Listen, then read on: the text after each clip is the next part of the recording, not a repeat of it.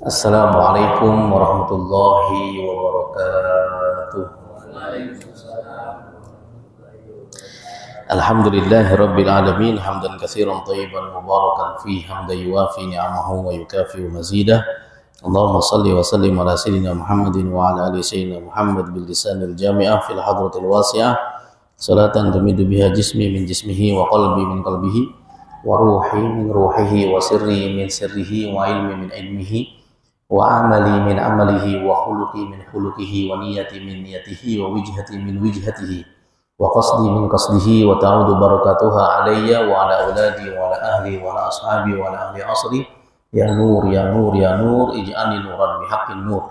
Allahumma salli wa sallim ala sayyidina Muhammadin nuri kasari wa madadikal jari wa jumali bihi fi kulli atwari wa ala alihi wa sahbihi ya nur amma ba'du. Fa'aqulu rabbi shrah li sadri wa yassir li amri wa hlul 'uqdatam min lisani yafqahu qawli wasdud lisani wahdi qalbi bihaqqi Muhammadin sallallahu alaihi wasallam ya ahlad darak wa ya ahlal nawbah wa ya ahlal batin wa ya ahlal halli wal 'aqdi. Nawaitu ta'alluma wa ta'lim wa tadhakkura wa tadhkira wal ifada wal istifada wa naf'a wal intifa' wal hath ala tamassuki bi kitabillah wa sunnati rasulih wa dalalat al khair wa du'a ila al huda ibtigha'an li wajhillahi wa mardatihi wa thawabihi wa qurbihi ta'ala. Para hadirin jamaah salat maghrib Masjid Al-Amin, semoga Allah Subhanahu wa taala menerima amal ibadah salat maghrib kita, menjadikan kita orang-orang yang hidupnya penuh dengan berkah, rumah tangga kita sakinah mawaddah warahmah, anak-anak kita soleh dan solehah, dan kita diberikan rezeki yang berlimpah ruah untuk bekal ibadah, pergi haji, pergi umrah ke Makkah, bisa ziarah ke makam Rasulullah di kota Madinah. Amin amin ya rabbal alamin. Hadirin yang dirahmati Allah Subhanahu wa taala, melanjutkan kajian kita dalam hadis-hadis qudsi dari Allah Subhanahu wa taala. Bismillahirrahmanirrahim. Qala Syekhul Muallif rahimahullahu taala wa nafa'ana bihi wa bi ulumihi wa asrarihi wa anwari wa nafati fid din wa dunya wal akhirah. An Abi Ishaq anil Aghar Abi Muslim, diriwayatkan dari Abi Ishaq anil Aghar bin Abi Muslim annahu, bahwa ia syahida pernah menyaksikan ala Abi Hurairah dan Abi Sa'id Al-Khudri radhiyallahu anhuma annahuma, bahwasanya Abu Hurairah dan Abu Sa'id Al-Khudri syahida ala Rasulillah sallallahu alaihi wasallam, ia menyaksikan Rasulullah bersabda, kata Nabi, idza qala al-'abdu la ilaha illallah Allahu akbar, jika seorang hamba mengucapkan kalimat tauhid la ilaha illallah, dilanjut Allahu akbar, wallahu akbar. Qala, kata Nabi, kalau ada orang yang mengucapkan kalimat itu, maka Allah akan berkata kepadanya, shadaqa abdi, benar apa yang diucapkan oleh hambaku, bahwa la ilaha illa ana, memang tidak ada Tuhan kecuali aku, wa ana Allahu akbar, dan akulah yang dimaksud dengan Allah yang maha besar. Wa idza qala al-'abdu, ketika seorang hamba mengatakan la ilaha illallah wahdah, tidak ada Tuhan selain Allah, maha esa Allah, maka Allah akan menjawab shadaqa abdi, betul apa yang dikatakan hambaku, la ilaha illa ana wahdi. Wa idza qala la ilaha illallah wahdahu la syarikalah, jika seseorang mengucapkan tiada Tuhan selain Allah, tiada ada sekutu bagi Allah Subhanahu wa taala, qala shadaqa abdi, kata Allah, betul apa yang dikatakan hambaku itu, bahwa memang tidak ada Tuhan selain aku dan tidak ada sekutu bagiku. Wa idza qala la ilaha illallah lahul mulku wa lahul hamdu, ketika seorang hamba mengatakan la ilaha illallah, tidak ada Tuhan selain Allah, lahul mulku, hanya milik Allah lah segala kekuasaan dan kerajaan, walahul hamdu, dan hanya milik Allah lah segala puji. Qala, Allah akan berkata, sadaqa abdi, betul yang dikatakan hambaku, la ilaha illa ana liyal mulku waliyal hamdu. Wa idza qala la ilaha illallah wa la haula wa la quwwata illa billah, jika seorang hamba mengatakan demikian, qala sadaqa abdi la ilaha illa ana wa la haula wa la quwwata illa bi. Hadirin, ini hadis tentang dialog antara seorang hamba dan Allah. Ketika seorang hamba mau berzikir dengan kalimat tauhid, setiap ucapan kalimat tauhid kita itu dijawab oleh Allah. Cuman kita nggak dengar aja. Ini sama seperti ketika seorang hamba sholat, maka sesungguhnya Allah ada di hadapannya dan menjawab apa yang dia baca dalam sholatnya. Ketika seorang hamba mengatakan Bismillahirrahmanirrahim, Allah mengatakan hambaku telah menyebut namaku. Ketika kita mengatakan Alhamdulillahirabbil alamin, segala puji bagi Allah, kata Allah, hambaku sedang memuji aku. Saat kita mengatakan Ar-Rahmanir-Rahim, yang maha pengasih, maha penyayang, kata Allah, hambaku sedang memuja aku. Ketika kita mengatakan Maliki Yaumiddin, yang merajai hari kiamat, hari pembalasan, kata Allah, Majjadani abdi, hambaku sedang mengagungkan aku. Ketika kita mengatakan Iyyaka na'budu wa iyyaka nasta'in, hanya kepadamu kami menyembah dan hanya kepadamu kami memohon pertolongan, Allah langsung mengatakan hadza baini wa baina abdi, inilah saat khusus antara aku dan hambaku, wali abdihi masa'al, dan untuk hambaku apapun yang dia minta akan aku kabulkan. Maka kalau kita sholat sampai iyyaka na'budu wa iyyaka nasta'in, ucapin tuh di hati kita, permintaan apa yang mau kita minta, yang kira-kira kita ingin segera Allah kabulkan. Kalau kita ingin bahagia, minta di situ. Kalau kita ingin naik pangkat, minta di situ. Kalau kita ingin rizki, minta di situ. Termasuk kalau ingin poligami, sholat ingat poligami.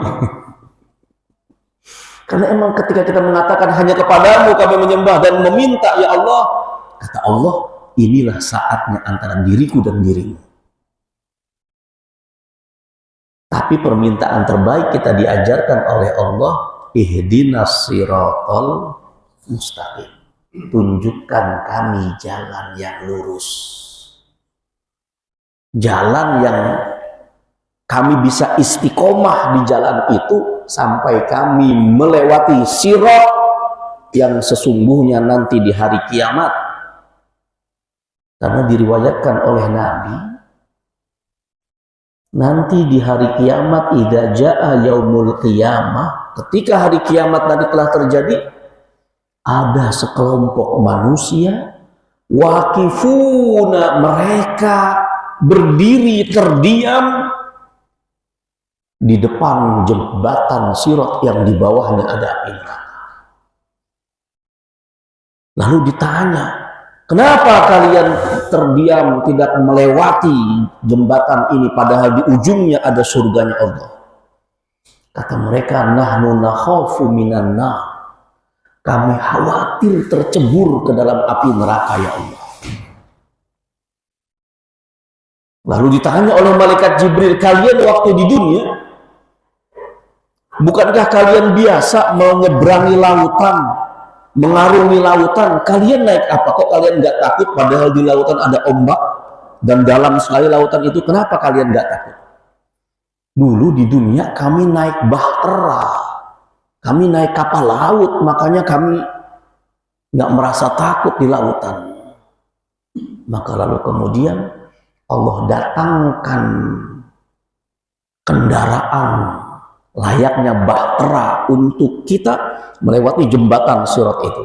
Apa itu? Masajid. masjid-masjid yang kita tempati waktu di dunia untuk melakukan sholat kepada Allah. Maka orang-orang yang rajin sholat di masjid, memakmurkan masjid dengan sholat berjamaah, itu masjid nanti akan dipersiapkan untuk mereka melewati jembatan Sirat yang di bawahnya ada api neraka. Semoga kita semuanya ini akan naik nih. Masjid apa namanya? Masjid Al-Amin.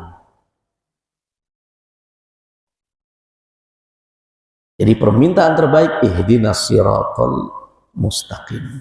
Nah, sebagaimana Allah menjawab bacaan yang kita baca dalam sholat, begitu juga saat kita berzikir, mengingat Allah dengan kalimat tauhid, la ilaha illallah, Allah menjawab itu zikir kita. Makanya kalimat la ilaha illallah ini kalimat yang paling afdol, zikir yang paling afdol. Di satu riwayat, barang siapa mangkana akhiru kalamihi minad dunya la ilaha illallah dakhalal jannah. Siapa yang akhir ucapannya di saat dia di akhir hidupnya adalah la ilaha illallah, maka dijamin dia akan masuk ke dalam surga. Tapi tidak semua orang mampu mengatakan itu saat dia sakaratul maut. Tergantung kebiasaan dia ketika masih hidup, masih sehat.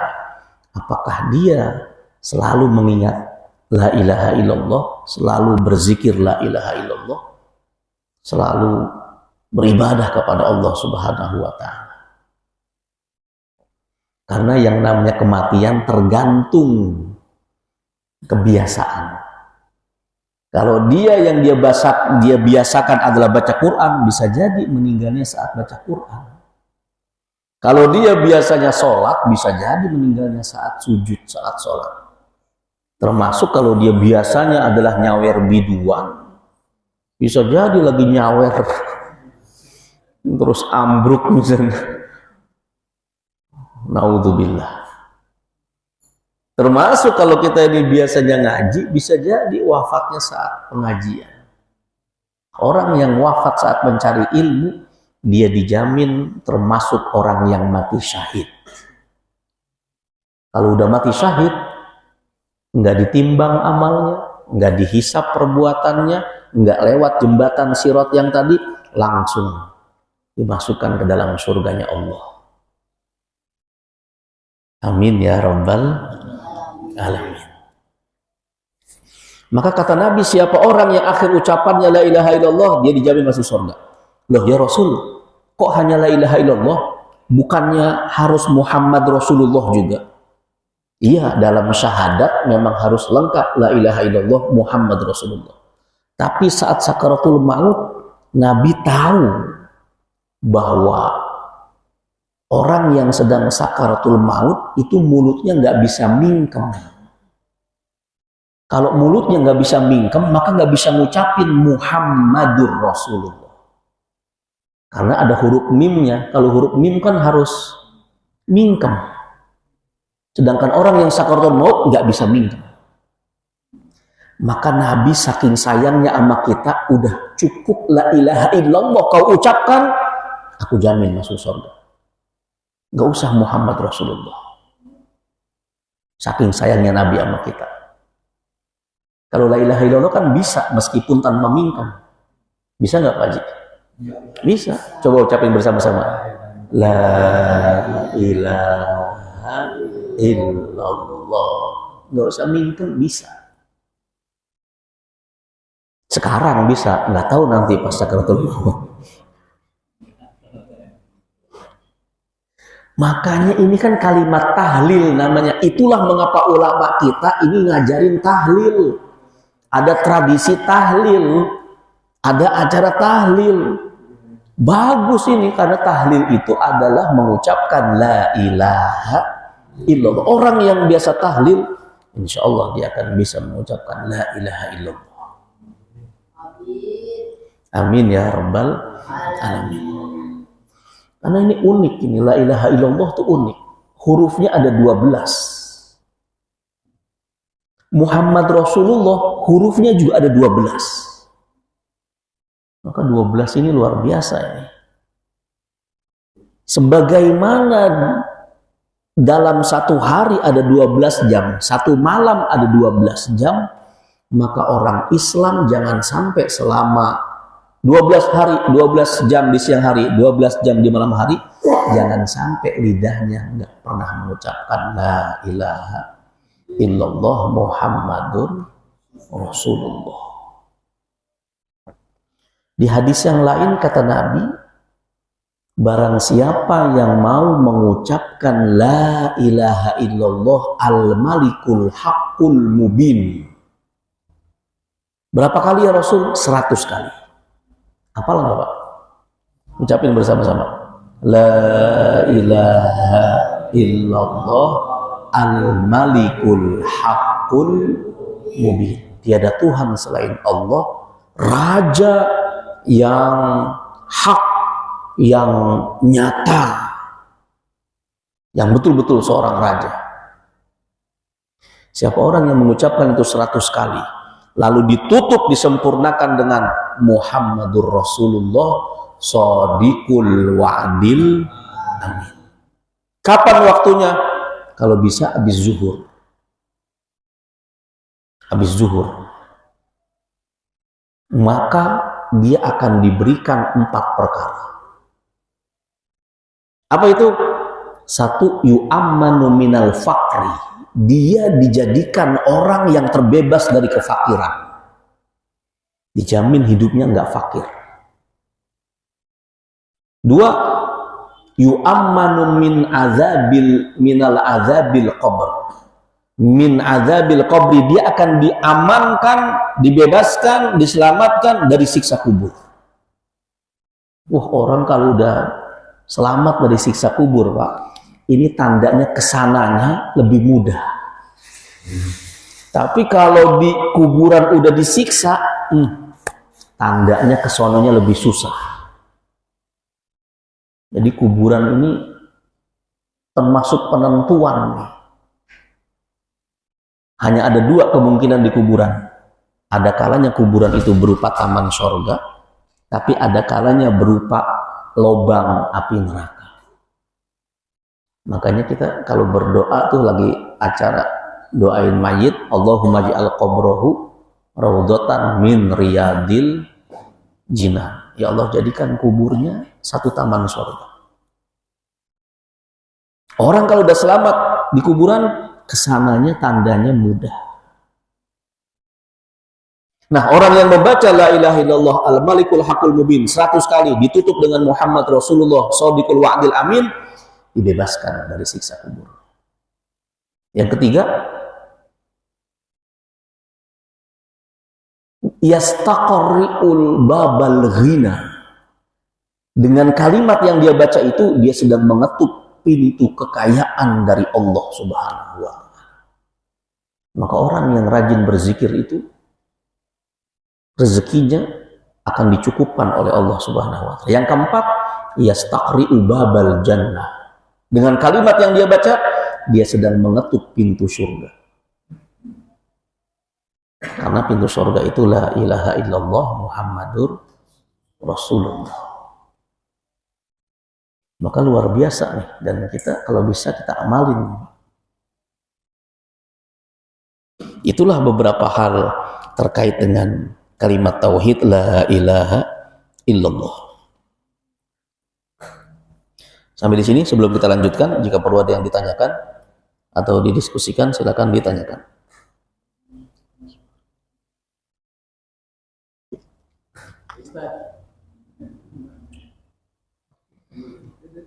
Ya, silakan. Yang pertama, Ustaz, kaitannya dengan doa. Di zaman sekarang kan kalau bisa dilihat itu, khususnya di HP kan banyak sekali nih doa-doa itu sendiri gitu. Oh ya. Kadang kita juga pengennya sih ngapalin semuanya gitu, untuk hal itu pasti doa itu kan baik. Istighfar, ada juga hubungannya mungkin dengan sholat juga kalau seandainya memang rezekinya mau baik seperti itu, berkah, mungkin sholat duha dan sebagainya, pengen naik derajat dan sebagainya gitu. Nah sebetulnya kalau dengan banyak-banyaknya yang seperti itu, yang paling utama itu seperti apa sih Ustaz gitu? Maunya sih kita memang melakukan semuanya, maunya sih kita menghafal semuanya nih, tapi ya dengan segala keterbatasan karena kita sebagai manusia alasan seperti itu jadi tidak sempat. Yang lebih utama itu yang seperti apa sih Ustaz? Itu yang pertama. Terus untuk yang kedua, pada saat memang orang memberikan atau berdoa bersama, di situ kan biasanya ada tuh amin ya Allah ya Rabbal Alamin, amin ya Mujib Asmin, amin Allahumma amin. Nah itu pada saat kapan sebetulnya penempatan doa tersebut juga harapannya kan pada saat guru orang soleh gitu ya sedang berdoa, pada saat kita amin, tapi amin itu amin apa nih gitu ya, biar memang istilahnya kita juga terkabul juga nih, apakah memang amin ya Allah ya Rabbal Alamin, amin Allahumma amin, amin dan sebagainya. Baik. Itu yang kedua. Yang ketiga Ustaz izin. Kalau ketiga ada bayarannya. Enggak lanjut.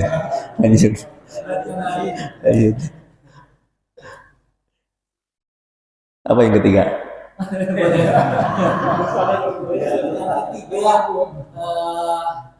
Khususnya mungkin amin juga.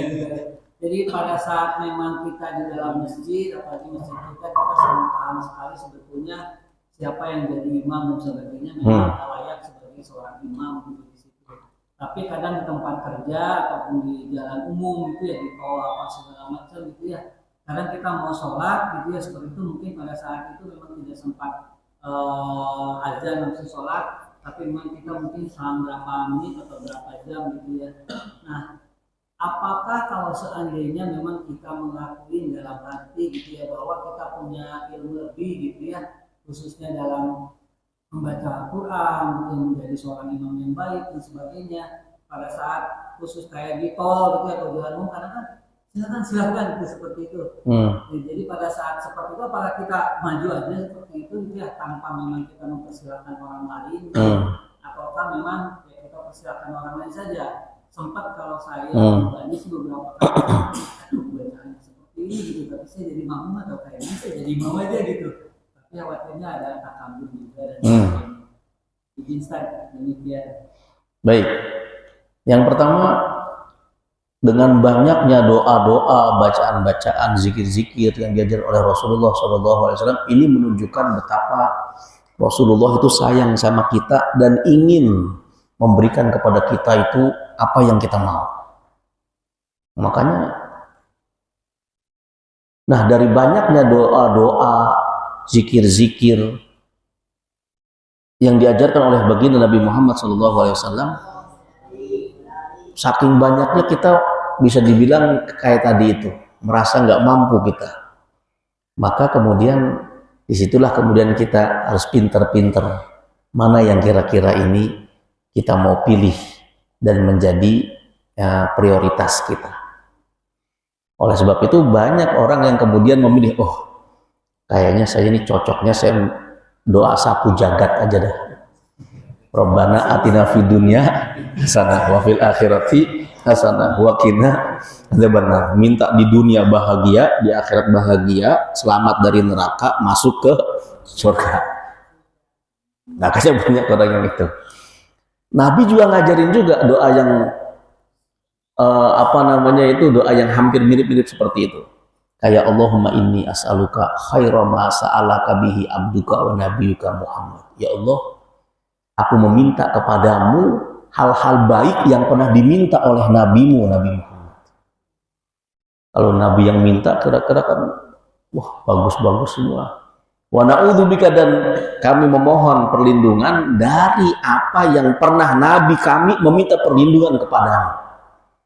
Nah, Nabi kalau udah minta perlindungan, berarti dari hal-hal yang memang berbahaya jika menimpa kita. Nah, maka kalau saking banyaknya doa-doa itu, tapi kemudian yang kemudian paling penting untuk kita lakukan adalah minimal baca doa-doa yang Nabi ajarkan untuk dibaca di pagi hari dan untuk dibaca di malam hari. Itulah yang disebut sebagai azkarus sobah wal masa.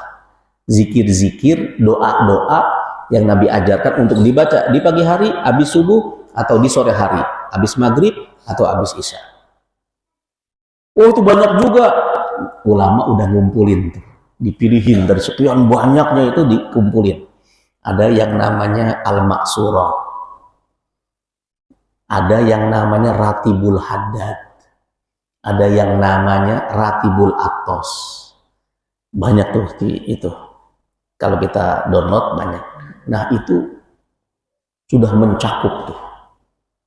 Minimal untuk diri kita sudah lebih-lebih lah. Kalau orang udah bisa di pagi hari dia berzikir, di sore hari dia berzikir, pagi hari berdoa, sore berdoa, itu dia sudah orang yang termasuk sebagai orang-orang yang banyak berzikir kepada Allah. Kan Allah memerintahkan kita untuk berzikir di pagi hari dan di sore hari, di petang hari. Nah, maka itu sudah cukup itu untuk kita menjadi orang-orang yang masuk ke kategori orang yang banyak berzikir kepada Allah Subhanahu wa taala. Yang kedua, kalau ada orang berdoa, maka yang lainnya yang nggak berdoa memang diperintahkan untuk membaca amin.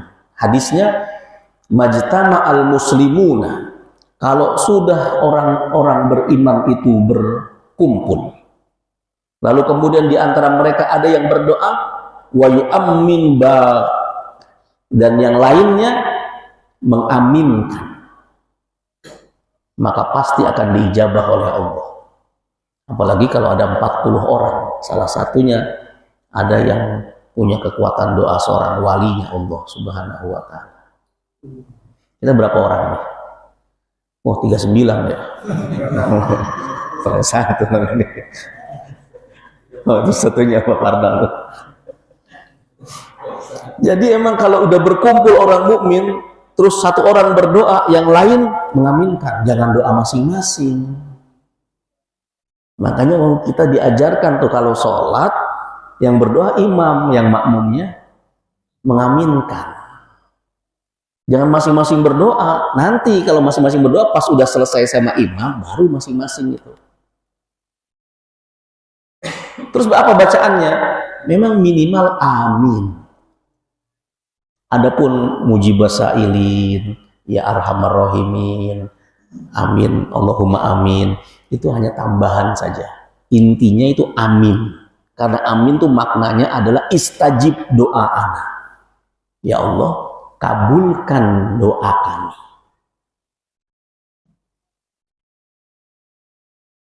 Tapi untuk doa dikabulkan, selain banyaknya orang yang mengaminkan, juga harus ada adab. Apa adabnya doa? Yaitu memulai doa dengan memuji Allah, mengucapkan alhamdulillah. Makanya orang yang berdoa pasti mulainya alhamdulillahirabbil alamin. Setelah mengucap alhamdulillah, jangan lupa untuk mengiringinya dengan sholawat kepada Rasulullah. Karena ada hadis, doa yang tidak dibacakan sholawat kepada Nabi, maka itu doa tidak mampu menembus langitnya Allah.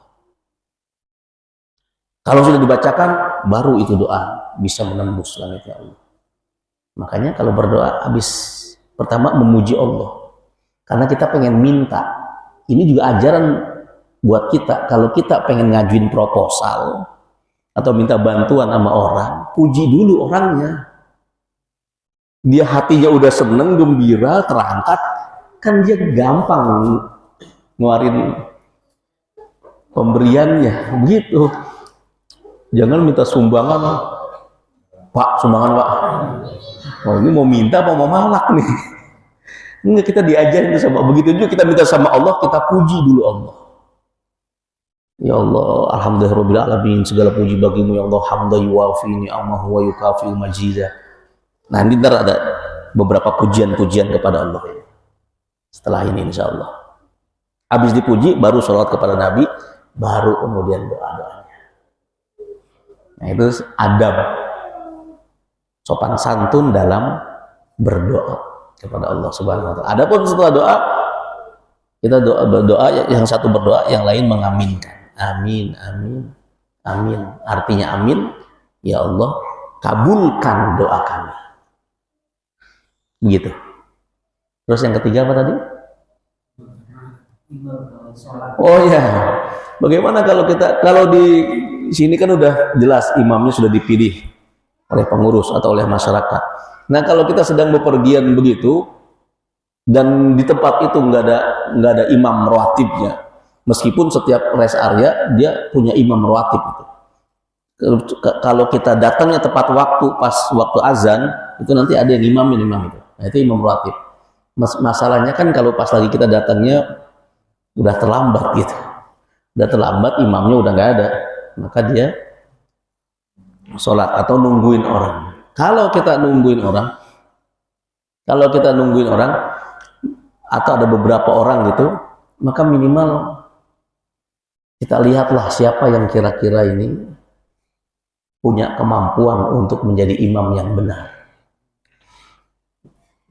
Dengan cara apa? Yang minimal dengan cara melihat penampilannya. Karena orang itu kalau bepergian akan kelihatan sejatinya sifat dia. Makanya kata Nabi, orang itu akan kelihatan kalau sedang bepergian jauh. Apakah dia pelit, apakah dia dermawan. Itu ketahuannya pas lagi bepergian jauh. Kalau dia pelit, wah di perjalanan dia nggak mau tuh nraktir atau nawarin atau ngasih. Itu dia orang pelit. Tapi kalau di perjalanan dia udah baik, berarti ini orang yang sehari-harinya baik.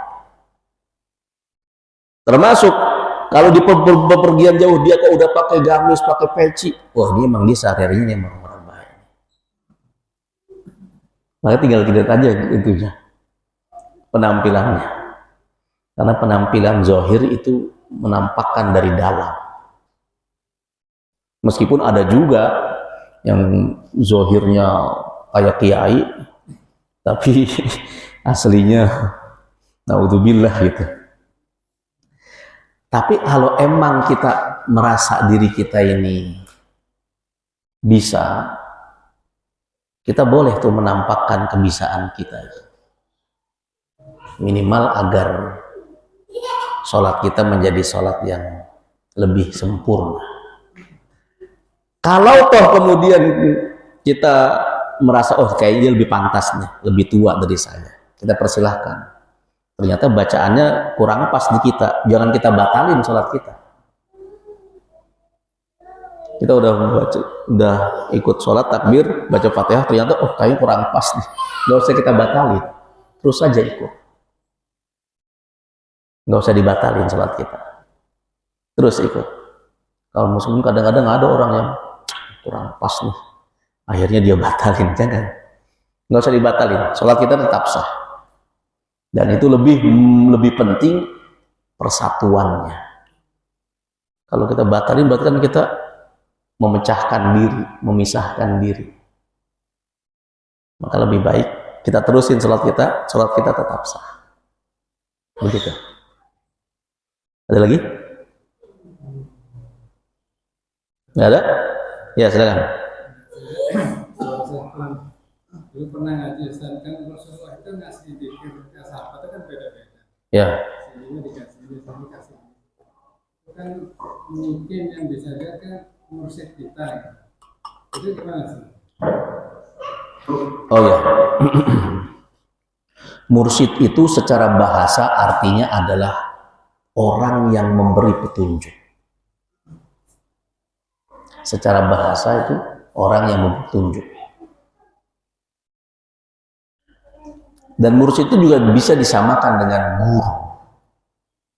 Karena guru juga orang yang memberi petunjuk, memberi ilmu. Hanya saja pada belakangan ini yang namanya mursyid lebih eksklusif, lebih khusus kepada orang-orang yang mengikuti jalur thariqah. Apa itu thariqah? Ya thariqah secara bahasa artinya jalan. Secara bahasa, tapi secara istilah adalah jalan khusus orang-orang yang ingin menempuh pembersihan hati menuju Allah Subhanahu wa Ta'ala.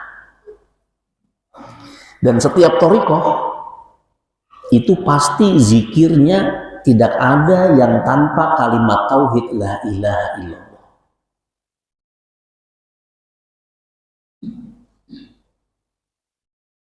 Pasti itu. Adapun tambahan-tambahannya, nah ini tergantung pada mursyid itu sendiri, pada guru itu sendiri, karena amalan orang itu beda-beda. Ada yang nambahin sholawat, akhirnya sholawat yang dikencengin. Ada yang nambahin alhamdulillah, alhamdulillah yang dikencengin. Dan beda-beda. Dan itu nggak masalah. Tapi yang lebih aman lagi, mursyid kita yang paling agung ya Rasulullah. Maka kata ulama, andai orang sekarang ini dengan banyaknya torikoh-torikoh yang berbeda-beda, lalu kemudian dia bingung memilih mau ikut yang mana, maka cara yang paling selamat adalah dengan memperbanyak sholawat. Dengan begitu nanti Rasulullah sendiri yang akan membimbing dia. Entah lewat mimpi, entah lewat isyarat-isyarat hati nurani, Rasul yang akan membimbing dia. Jadi langsung mursyidnya itu Rasulullah. Dengan bersolawat. Memperbanyak sholawat. Maka banyak juga ulama-ulama yang kemudian mengamalkan sholawat. Ada yang satu hari 1000, ada yang satu hari 300, ada yang 400, macam-macam. Ada yang sampai puluhan ribu. Ada seorang ibu dari Syria, ketika dia pergi haji, pulang ke daerahnya, lalu kemudian dia banyak nangis. Dia lapor kepada seorang guru yang ada di sana, seorang mursyid yang ada di sana. Ditanya, kenapa kau selalu menangis? Karena sudah 3 hari ini Rasulullah nggak muncul di mimpi saya. Kaget ya. Jadi tiap hari kau didatangi Rasulullah dalam mimpi. Rasulullah selalu hadir dalam mimpiku. Setiap hari. Cuma udah 3 hari ini kok nggak muncul. Aku khawatir Rasulullah marah kepadaku karena ada dosa mungkin yang aku lakukan entah tanpa aku sadari atau aku melupakan sesuatu. Akhirnya ditanya, berapa amalanmu dan kenapa engkau bisa didatangi Rasulullah tiap hari? Aku sering sholawat. Setiap hari berapa amalan sholawatmu? 15.000. 15.000 sholawatnya. Nggak usah yang panjang-panjang, cukup sallallahu alaihi Muhammad sallallahu alaihi Muhammad, itu dah. Sholawat.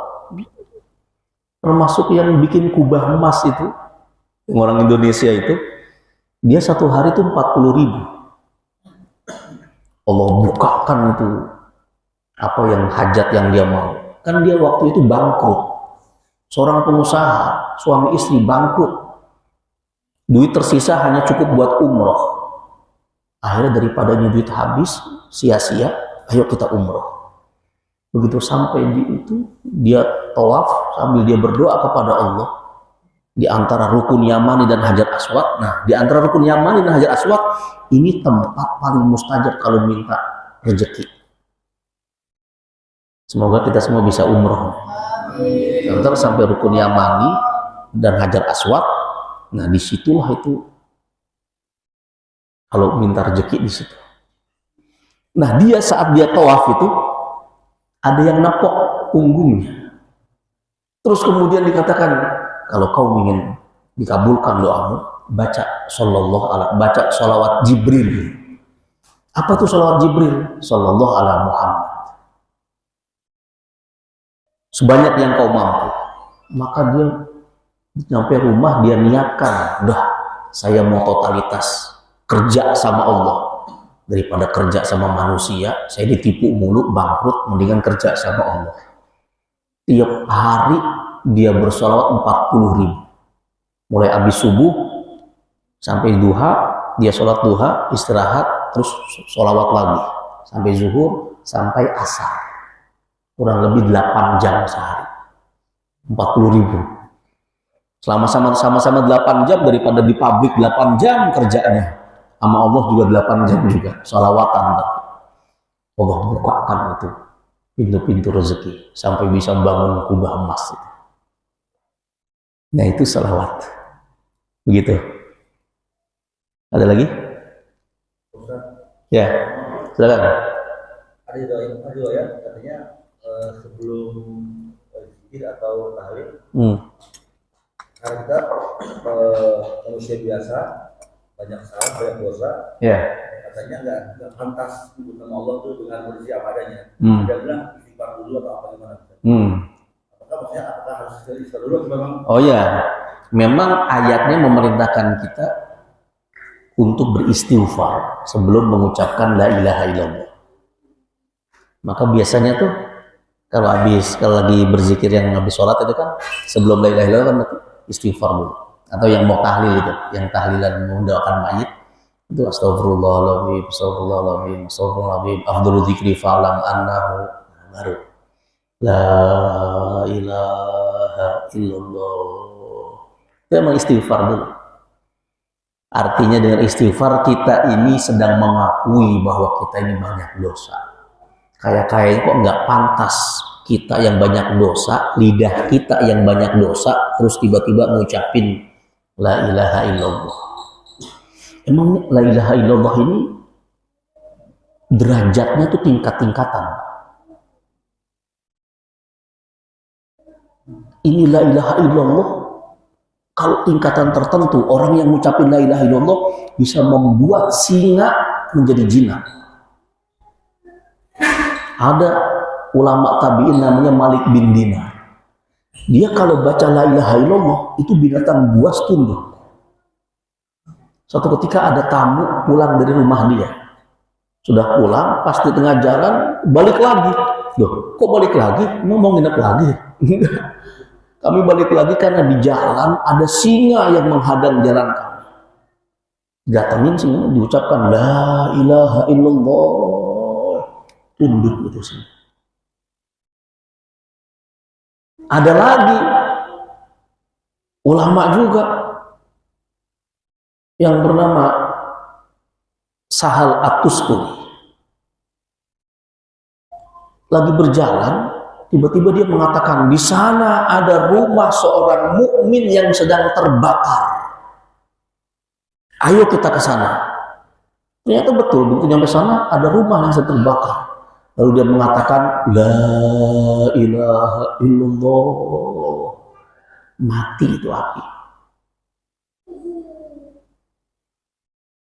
Jadi kalimat la ilaha illallah juga tergantung siapa yang ngucapinnya. Kalau kita yang ngucapin, kira-kira apa yang mati? Semakin banyak kita ngucapin la ilaha illallah, semakin yakin kepada Allah, semakin tebal kita kepada Allah, iman kita kepada Allah, semakin ini kalimat luar biasa. Karena yang namanya zikir-zikir itu ibaratnya seperti pisau. Semakin banyak diasah, semakin tajam. Begitu juga zikir. Semakin banyak kita ucapkan, semakin ampuh dia. Begitu. Bisa. Ada lagi yang ditanyakan? Ya, silakan. Kalau mau ada masjid, ada kayak orang ngerjain sholat itu kayak ada dua imam. Gimana Ustaz? Mau milih yang mana imamnya itu? Oh, di sini ada dua orang gitu. Iya, jadinya ada kelompok gitu. Jadi ada sini ada gitu. Ada satu masjid. Oh, gitu. Makin luasnya apa masjidnya bagaimana? Jadi dulu di zaman Nabi ada orang berjamaah. Tiba-tiba dia nggak mau ikut jamaah, dia sendiri. Itu diomelin sama Nabi. Diomelin karena berarti dia menganggap ini orang salah, atau dia nggak mau bersatu sama umat Islam. Maka makruh hukumnya orang ada jamaah kok dia bikin jamaah lagi. Dibenci itu dalam agama kita. Termasuk dibenci juga ada jamaah, dia sholat di belakang sendirian. Itu dibenci juga dalam agama kita. Oleh sebab itu jangan hidup jomblo. Jangan sendirian. Maksudnya dalam sholat. Dalam barisan sholat jangan sendirian. Makruh hukumnya, dibenci. Kalau dalam sholat sendirian aja makruh dibenci, apalagi dalam kehidupan. Makanya harus punya pasangan. Orang itu kalau dia punya pasangan, itu ibadahnya dilipat gandakan 70 kali lipat. Tapi kalau dia jomblo sendirian, satu doang. Makanya kalau kita berjamaah itu semakin banyak semakin bagus. Nah, berkali berlaku kelipatan.